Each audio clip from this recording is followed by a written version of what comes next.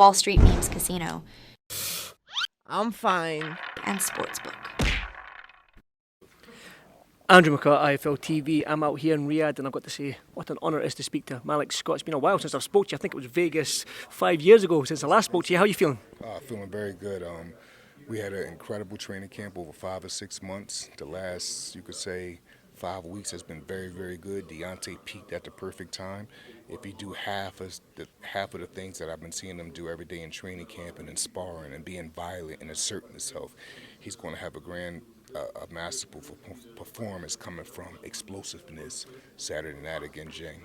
I'm glad you mentioned the word violent and the word explosiveness. Now, the Joseph Parker fight back in December, a lot of people after the fight were saying that Deontay's maybe have lost that violentness, that killer instinct, and he may be a short fighter. But the little snippets I've seen of you and him on the pads, it seems like that right hand is still there.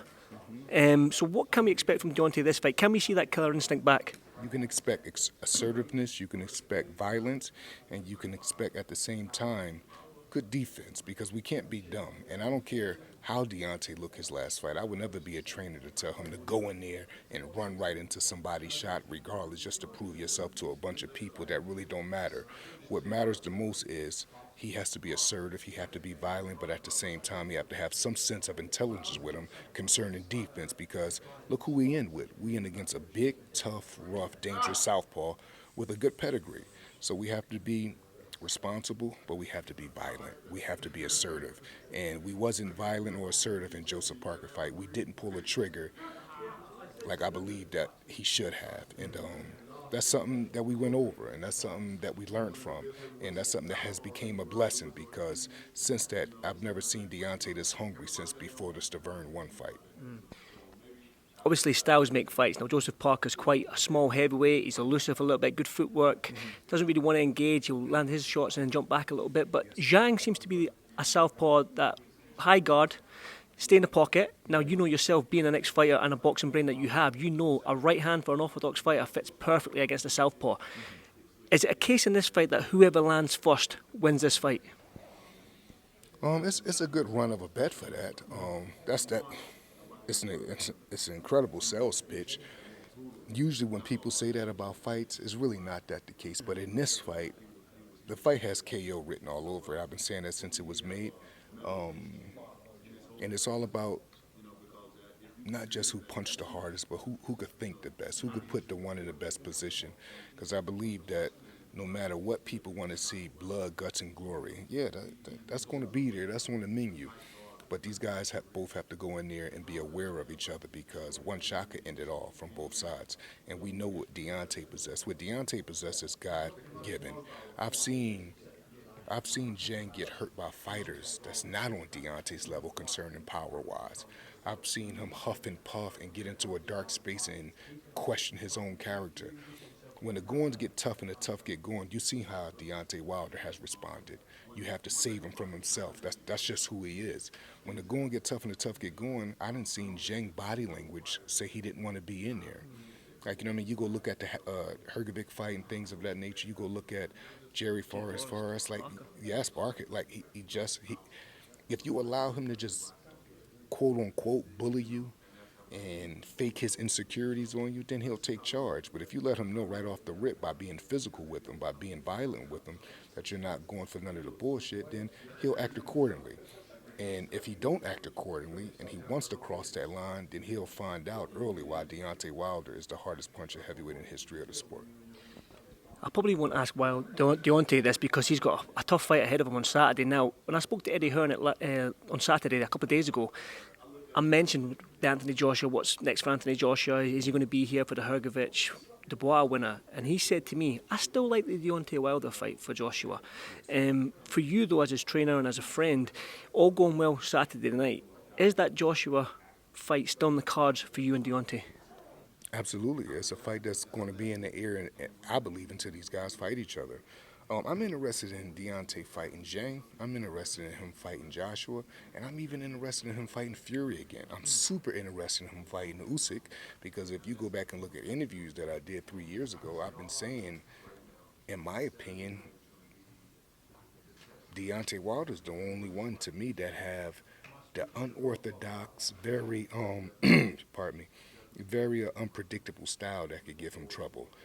If you a big guy, but you're mid slow or you're mid fast, you can't keep up with Usyk. But Deontay is a big guy, but he's lean. He has that rapid movement. He's very dynamic with the power. Because if you're a big guy, but like I said, you medium fast and medium slow, Usyk can have a ball with you. His toughest fight, in my opinion, to this day is still not even Fury the other day, is Michael Hunter. Like, it's just like, absolutely. And that's because of the speed aspect. That's because of the activity aspect. So I'm interested in all those fights with Deontay. But him and AJ, like I've always said, is a huge fight. I believe as time go on, the fight is getting smaller and smaller, fan concerning wise, because that's just boxing fans. They want what they want when they want it. If you don't give it to them, they'll just say, But we'll see, man. We have Zhang, and Zhang has been a pain in my ass as far as sleep. All I do is think about him. When I'm jogging myself and working out myself, I think about him.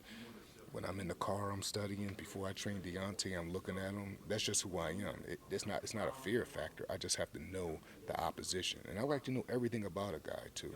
It's not just the boxing I'm looking at. I'm looking at the way a guy walk, his cadence, when he mannerisms. Absolutely, because these are things that's going to play out in a boxing match, especially when you in against Deontay. And since Deontay is my fighter, I take it as my responsibility to have him as prepared as I can in the ring. And when boxing is over at the gym, it's my job to continue put boxing on this mentality. And that goes back to what the film studies. Both fighters are coming off a loss, and you know yourself, Malik, that some fighters that come off a loss, they're more dangerous because you don't want to experience that again. They know how it's snakes and ladders, this boxing game. Do you know what I mean? You lose, you're down the snake. When you go up exactly. So Zhang coming off a loss, Deontay coming off a loss. Are we going to see the best performances from both fighters in the fact that they are coming off this loss, and the financial and the winner stays on mentality in boxing? That was jumped up my see a little fright I got there. He's here, baby. That gave me a little fright. But listen, I've actually lost my concentration. What I was saying there, this sort of snakes and ladders in boxing, it's going to be devastating for the loser, isn't it? Majorly, I believe. I believe this is one of those fights at the time in both of these guys' career, they need this victory, and they can't just win. They got to do it in grand fashion because statements have got to be made right now. Turkey want to see statements. Deontay want a statement to make, and I'm sure Zhang. And I want to speak on something. Zhang has a very, very underrated trainer in his corner named Sean George. Sean George come from the cloth of boxing. This is somebody that's been a big brother to me since I've been, 17? In Marquette, Michigan, we spent time together. I'm very happy to go up against him. I want my guy to knock his guy out. He wants Zhang to knock Deontay out. I'm putting my boxing brain up against someone that has a good boxing brain as well. And that's what it's about, coming from a competitive spirit, not just with the fighters, but from the coaching standpoint. Take your coach's hat off and your ex-fighter's hat off and give me the fan, Malik Scott. Now, when you look at the concept behind this, the promoter versus promoter, the whole Deontay Wilder 5 years ago and Eddie Hearn relationship, and now 5 years later we've got this concept of a 5v5. We've also got Deontay, the captain of Eddie Hearn's. I mean, this is just insane, man. As a boxing fan, how good is this? And have you ever experienced, or did you ever think you'll experience something like this? I expect if scenarios like this is going to happen in any sport, it's the noble art sport, which is boxing. And but I'm enjoying it. It's a big carnival to me.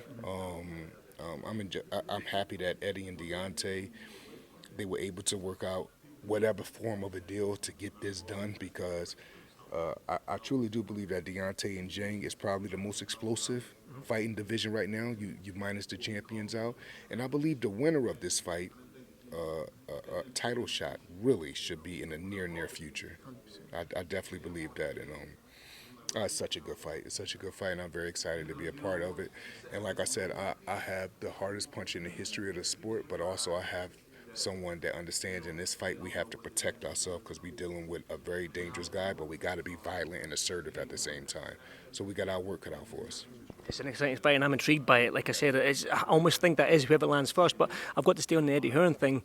Eddie Hearn's also, when I've spoke to him on Saturday, I said to him about this 5v5 and how he feels it's going to go, and he said to me it might come down to the captain, which is Deontay.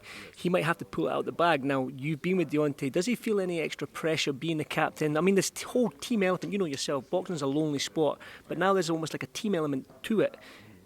Does Deontay feeling any extra pressure, if any, going into this fight as the captain and winning for Eddie Hearn? Yeah, well, he just feels as a captain he got to lead because in his life he's always been a leader, and I thought he gave a great answer today. Someone asked him, "Do he want to do this for Eddie Hearn?" And he said, "No, I don't want to do it for Eddie Hearn, but for the sake of the team, his fellow boxers that's also in different weight divisions, and they all are a team. He wants to do it for his family, the team, the four other fighters that's on the card." So it's good, man. I love this whole thing with Eddie and is it Frank? Frank, yes, Eddie and Frank. And I'm enjoying it all, man. Like, it's a blessing for not just myself, for all of us to be a part of this.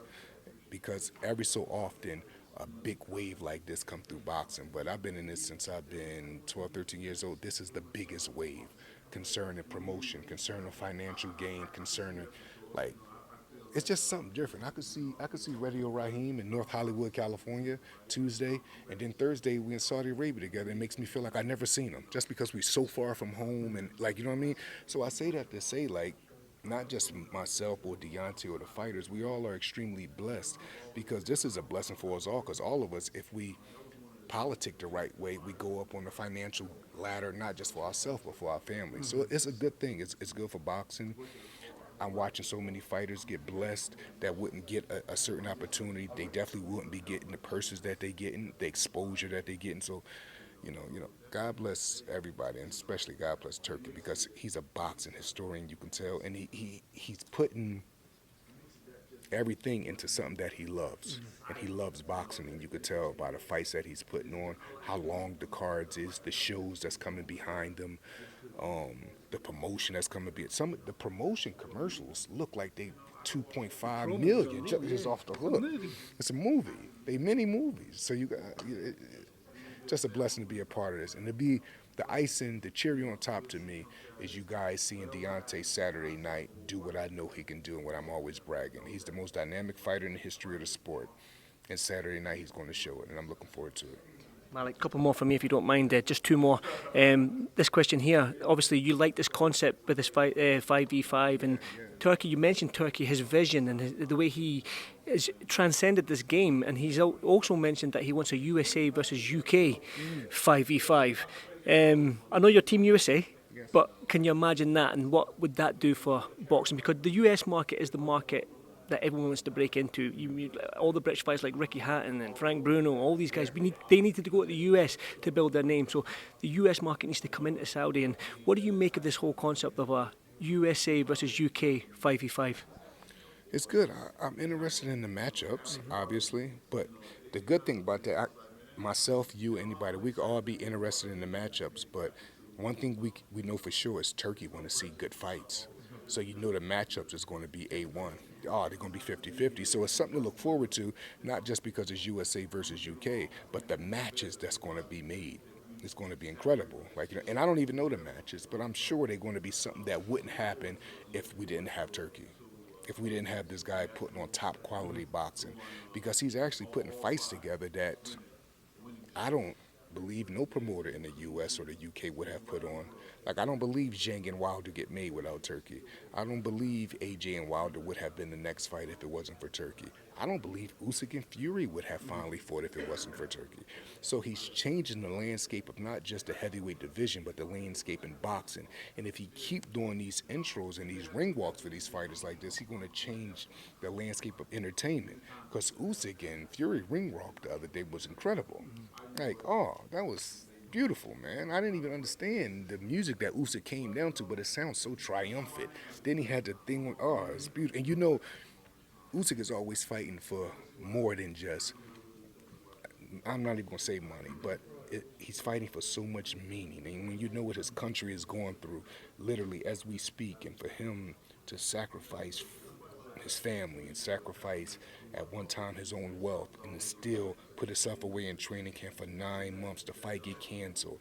All of this is just lack on the family, lack on time being able to spend. He still was able to hold it all together, keep himself in tough training camps, and become undisputed heavyweight champion of the world. It's just, we was talking about Fury, Wilder, and AJ for many years. And now look, who's undisputed. You got to get a man credit. Yes. Well, that was going to be my last question, Malik. Was your thoughts on the undisputed fight a couple of weeks ago, well, 10 days ago, whatever it was? Usyk, round 9, nearly stopped Fury and then going on to become the undisputed world champion. You broke it down a little bit there, but yeah, just give me your immediate thoughts when the scorecards were read and your thoughts on that round 9. Round 9, I believe. Usyk, obviously, he did what he did. I think overall in the fight, if you take the 9th round away, I don't know how they would have did scorecards. But like I said, man, I was impressed with both guys. Fury showed some of my favorite kind of Fury. My favorite Fury and the most scary Fury to me is Wilder Fury 1. A bigger Fury, a heavy Fury, I never been that really impressed with, even though he's been very successful with the bigger weight and put his weight on guys. Like that's cool and physical. But I put up something on my Instagram the other day, I don't know if you've seen it or not, that if you're leaning on someone and that person is allowing you to lean on them and use your weight, that's the only way that system is successful. And Ngannou didn't allow it. Usyk didn't allow it. They stayed physical up top, but they used their feet to squirm and get out of those type of tango wrestling on them thing. You just have to, I don't know. In a rematch, I believe that it'd probably be worse. Usyk really probably dominates in the rematch. We'll see, though. We'll see. You've got a couple more interviews to do here, and as always, I appreciate your time, brother, and good luck this Saturday. Thank you, my man. Thank you. Wall Street Memes Casino I'm fine. and Sportsbook.